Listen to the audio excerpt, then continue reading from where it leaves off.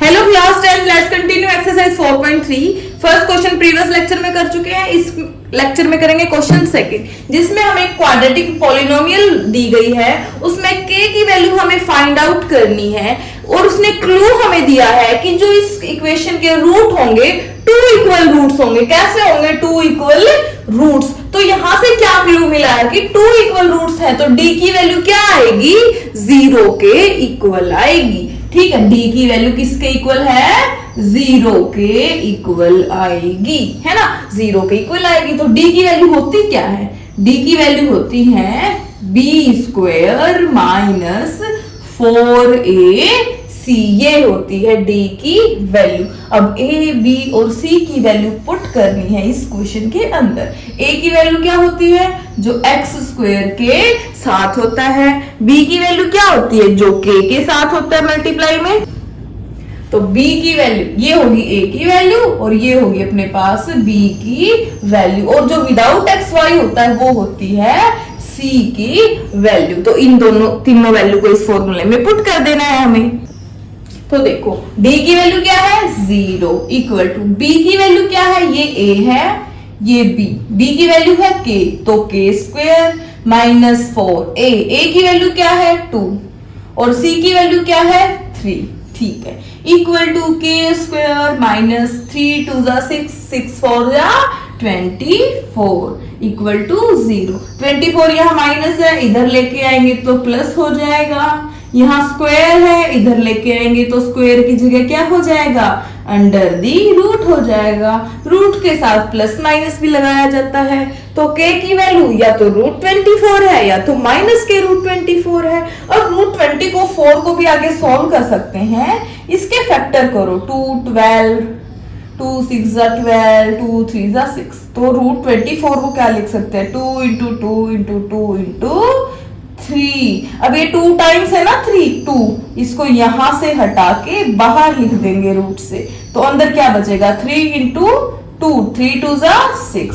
तो इसको हम लिख सकते हैं √24 को 2√6 लिख सकते हैं। ये अपने k की वैल्यू आएगी। मतलब या तो k की वैल्यू 2√6 है प्लस का, और या माइनस 2√6 है। ये दो वैल्यू हो सकती है k की। ठीक है, सिंपल सा क्वेश्चन था। d की वैल्यू 0 रखनी है, इस फॉर्मूले में a b c की वैल्यू रखनी है और k की वैल्यू अपने पास आ जाएगी।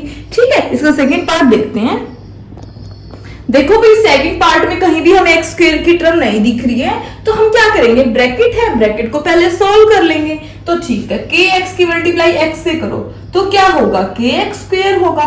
kx की मल्टीप्लाई 2 से करोगे तो क्या होगा? -2kx and plus 6 equal to 0। अब x² भी है, x भी है और विदाउट x वाली टर्म भी है। ठीक है, तो जो x² के साथ होता है वो a की वैल्यू होती है, जो x के साथ होता है वो b की वैल्यू होती है। a की वैल्यू है k, b की वैल्यू है -2k। जो भी x के साथ है वो सारी b की वैल्यू होगी, और c की वैल्यू होगी 6।